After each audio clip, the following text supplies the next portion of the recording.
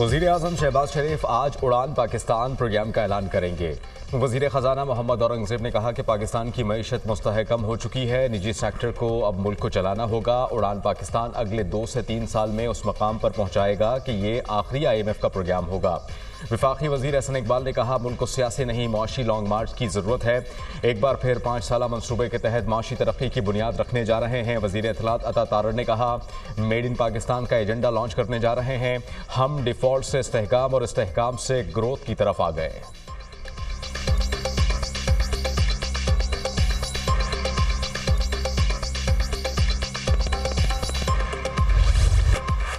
Army chief general Asim Munir की 2024 में पाकिस्तान के लिए बेमिसाल खिदमत, खारिज के खिलाफ ऑपरेशंस में अहम कामयाबियां, दहशतगर्दों और सहूलतकारों के खिलाफ 59,775 इंटेलिजेंस ऑपरेशंस किए, फितना और खारिज के 925 दहशतगर्दों को जहन्नुम वासिल, सैकड़ों को गिरफ्तार किया।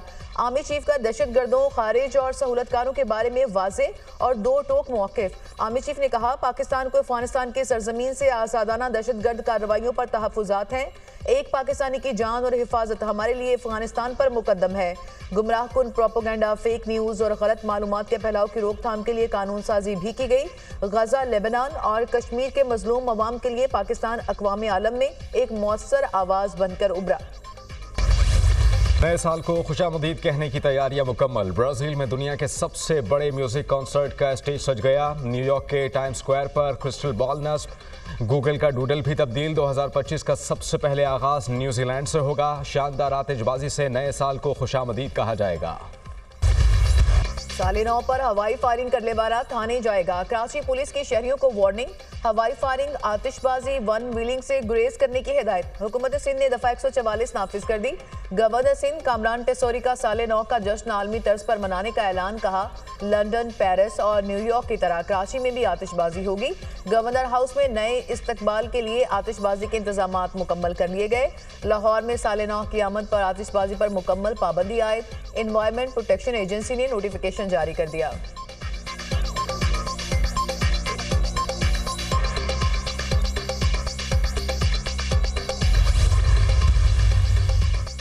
साबिक वज़ीर आला गिलगित बल्तिस्तान के खिलाफ संगीन नताइज की धमकियां देने का केस। खालिद खुर्शीद को 34 साल कैद और 6 लाख रुपए जुर्माना आयद। मुजरिम को गिरफ्तार करके जेल मुंतकिल किया जाए। अदालत का IG को हुक्म। इंसदाद दहशतगर्दी अदालत के DG नादरा को मुजरिम का शनाख्ती कार्ड ब्लॉक करने के अहकामात। खालिद खुर्शीद ने सिक्योरिटी इदारों को धमकी, चीफ इलेक्शन कमिश्नर के खिलाफ नाजेबा अल्फाज इस्तेमाल किए।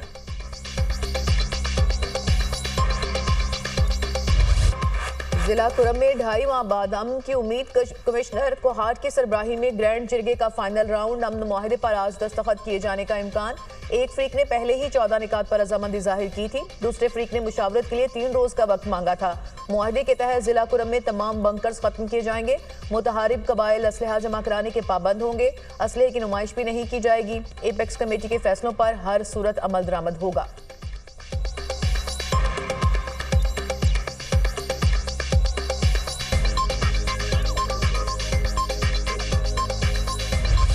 कराची में धरने खत्म कराने के लिए पुलिस इन एक्शन।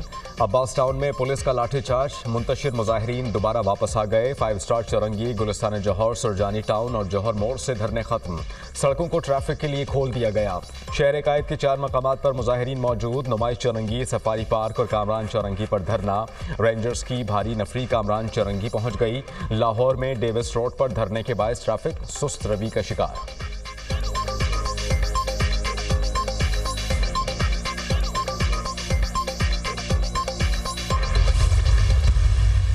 पुरअमन धरनों के कभी भी खिलाफ नहीं है। हम चाहते हैं कि इसका जल्द से जल्द हल उधर ही होना है, पारा चनार में, कुरम एजेंसी में। और इस सिलसिले में हुकूमत सिंध ने भी अपना किरदार अदा किया है। 4 जगह पे अभी तक धरने हैं और उनसे हम बात भी कर रहे हैं। जहाँ जहाँ थोड़ा बहुत एडमिनिस्ट्रेटिव एक्शन लेना है वो भी ले रहे हैं, जिस पे लोग नाराज़ भी होंगे।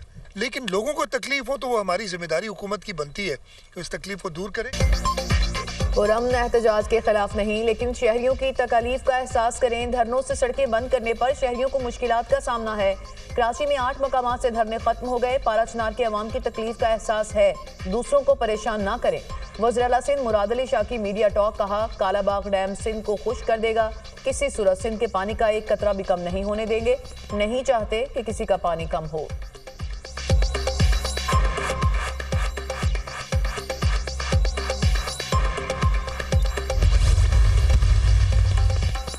वज़ीर ख़जाना मोहम्मद औरंगज़ेब से अमरीकी सफ़ीर डोनाल्ड ब्लूम की अलविदाई मुलाकात। दो तरफ़ा इक़्तिसादी ताउन और ताल्लुकात समेत बाहमी दिलचस्पी के उमूर पर तबादला ख़याल। वज़ीर ख़जाना का IMF से कर्ज़ पर सहूलत फराहम करने पर अमरीका का शुक्रिया। मोहम्मद औरंगज़ेब ने कहा कि अमरीका पाकिस्तान का सबसे बड़ा तिजारती शराकतदार और पाकिस्तानी मसनूआत और ख़िदमात के लिए अहम मार्केट है। दोनों ममालिक करीबी इक़्तिसादी ताल्लुकात से फ़ायदा उठाने के लिए तैयार हैं। डोनाल्ड ब्लूम ने अमरीका और पाकिस्तान के दरमियान मजबूत और पायदार ताल्लुकात को सराहा। पाकिस्तान की इक़्तिसादी इस्लाहात और तरक्की की हिमायत जारी रखने के अमरीकी अज़्म का एआदा।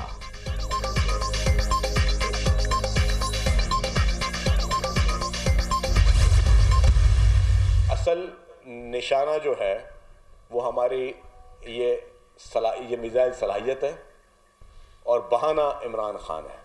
उन्होंने लॉबियस्ट को हायर किया हुआ है कि पाकिस्तान पे हर किस्म का प्रेशर डालें, अपने मुल्क पे हर किस्म का प्रेशर डालें, अपनी मुल्क की सालमियत को जो है वो दाव पे लगाएं, क्योंकि इमरान खान को रिलीफ मिलना चाहिए।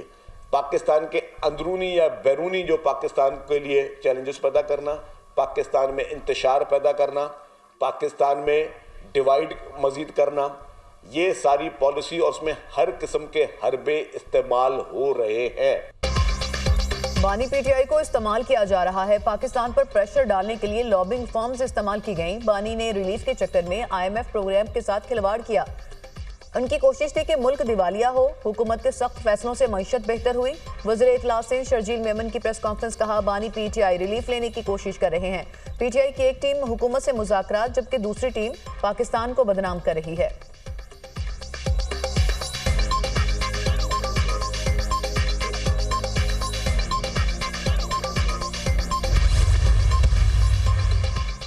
वज़ीर आला पंजाब मरियम नवाज से तुर्की के कौंसल जनरल की मुलाकात। पाकिस्तान और तुर्की के दरमियान दो तरफ़ा ताल्लुकात को मज़ीद मजबूत बनाने पर इत्तेफाक। तिजारत, तालीम, सेहत, ज़राअत और सयाहत के शोबों में ताउन को फ़रोग़ देने के लिए इक़दामात पर तबादला ख़याल।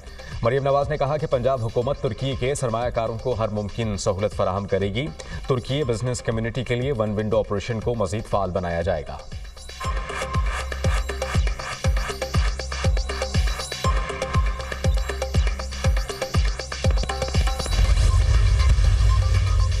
वज़ीर आज़म की ज़ेर सदारत वफाकी काबीना का इजलास आज होगा। 7 निकाती एजेंडे पर गौर किया जाएगा। वफाकी हुकूमत की राइट साइजिंग पॉलिसी पर पेशरफ्त का जायजा लिया जाएगा। ECC और CCLC के फैसलों की तौसीक होगी।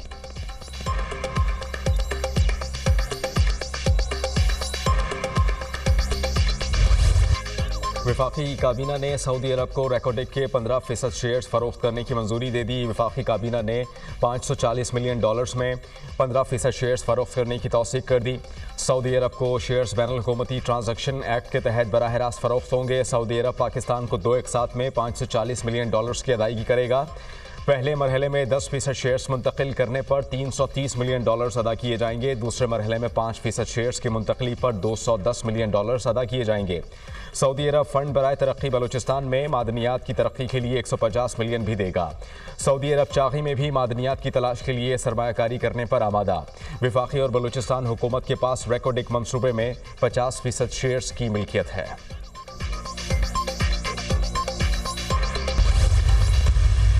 जब भी आईनी तरमीम आया है, उस तरमीम ने तो अदालती निज़ाम को बिल्कुल मफलूज कर दिया है। जेल में जो है उस दिन हमारी मुलाकात हुई खान साहब, और किसी किस्म की उसके ऊपर जो है ना कोई प्रेशर, कोई टेंशन कोई नहीं थी, बल्कि वो फर्म थे। और उन्होंने कहा कि सबसे पहले मैं तब निकलूंगा जब मेरे वर्कर निकले। 26वीं आईनी तरमीम ने अदालती निज़ाम मफलूज कर दिया। सुप्रीम कोर्ट को इंसानी हुकूक की खिलाफ वर्जियों पर नोटिस लेना चाहिए। बानी पीटीआई पर किसी किस्म का कोई प्रेशर नहीं। बानी पीटीआई का कहना है कि जब वर्कर्स के साथ ठीक सलूक होगा उसी वक्त बात करेंगे। असद कैसर की media talk. Peshawar high court ने 30 जनवरी तक असद कैसर की राहदारी जमानत मंजूर कर ली। किसी भी मुकदमे में गिरफ्तार न करने का हुक्म।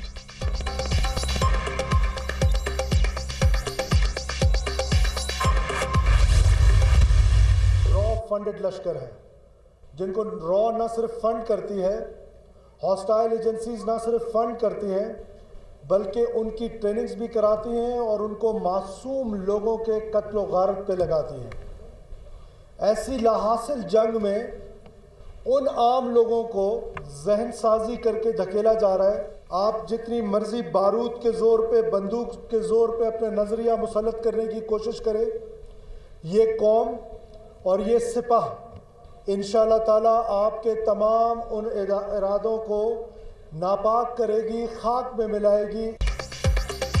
दहशतगर्दी को भारतीय एजेंसी रॉ फंड देती है। दुश्मन इंतहाई बुज़दिल और चालाक है। दहशतगर्दों के तमाम मज़मूम मकासद खाक में मिलाएंगे। पाकिस्तान ता क़यामत रहेगा। रियासत के 1 इंच को कोई नुकसान नहीं पहुँचा सकता। वज़ीर आला बलोचिस्तान सरफराज बुख्ती का तकरीब से खिताब। कहा कि मासूम लोगों की जहन साजी करके कत्लो गारत पर लगाया जाता है। ला हासिल जंग का अख्तिताम कुछ भी नहीं। मुल्क के लिए जानों का नजराना पेश करने वालों को खिराज तहसीन पेश करते हैं।